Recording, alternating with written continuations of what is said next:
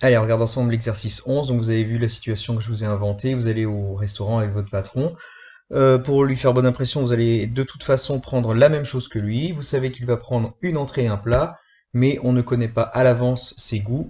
Donc dans ces cas-là, vous êtes dans une situation où c'est comme si vous faisiez un jeu de hasard, constitué de deux épreuves. La première consisterait donc à choisir au hasard l'une des deux entrées, suivie d'une deuxième épreuve qui consisterait à choisir au hasard l'un des trois plats au choix. Alors comme vous le voyez, j'ai déjà commencé à créer les branches de l'arbre de probabilité.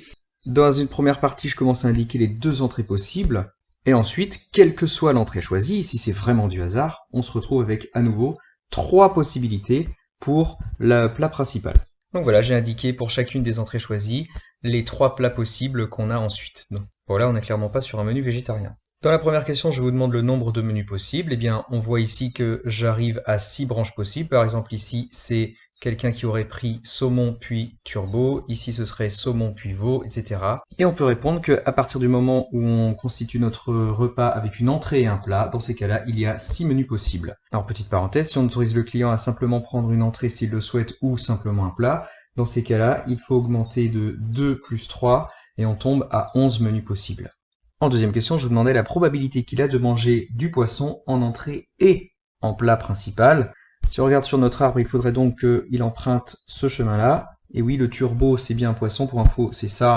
Et donc là, on voit qu'il n'y a qu'un menu sur les 6 qui correspond à cela, en sachant que tous les menus de mon arbre ont la même probabilité de sortie si c'est vraiment du hasard. Alors comme dans l'exercice 10, on est dans une situation relativement facile où on n'a pas besoin d'utiliser les probabilités sur les branches et de les indiquer, sauf que vous allez voir que très rapidement on va en avoir besoin. Donc là, si on commence à pondérer notre arbre, c'est-à-dire à indiquer les probabilités sur chacune des branches, on a une probabilité de 1,5 qu'il commande du saumon, et de même pour le velouté. Ensuite, s'il a suivi cette branche-là et qu'il a commandé du saumon, la probabilité qu'il commande du turbo, comme du veau, comme de l'agneau, elle est de 1/3. On voit que si c'est vraiment du hasard, l'entrée n'a pas d'influence sur la suite. Et je fais de même avec la deuxième branche, au cas où il aurait commandé du velouté en entrée. Là, la question était quelle est la probabilité qu'il mange du poisson en entrée et en plat, donc c'est-à-dire qu'il ait exactement ce chemin jaune que je suis en train de faire. Pour le savoir, il suffit de multiplier les probabilités rencontrées le long de ce chemin. Et en multipliant 1/2 par 1/3, on retombe bien sur le 1/6 qu'on avait trouvé précédemment. Ensuite, ma troisième question est quelle est la probabilité qu'il ne mange pas de poisson à ce repas? Pour trouver, on peut à nouveau regarder notre arbre. Déjà au niveau de l'entrée, il ne faut pas qu'il tombe sur du saumon, donc après on peut éliminer tout le reste. Il faut donc qu'en entrée, il ait du velouté, suivi de veau ou d'agneau, qui fait 2 menus possibles sur les 6 menus qu'on avait, c'est-à-dire une probabilité de 1/3. Cette probabilité de 1/3, on la retrouve en utilisant le cours, puisque la probabilité d'avoir du velouté et du veau est de 1/6, il suffit de multiplier les probabilités rencontrées le long des branches, et la probabilité d'avoir du velouté et de l'agneau est également de 1/6. 1/6 plus 1/6, ça fait 2/6, c'est-à-dire 1/3. Et j'en profite, comme on y est, pour vous poser une quatrième et dernière question, qui n'est pas beaucoup plus dure que les autres. Je vous laisse mettre en pause avant la correction. Quelle est la probabilité que ce jour-là, il mange du poisson?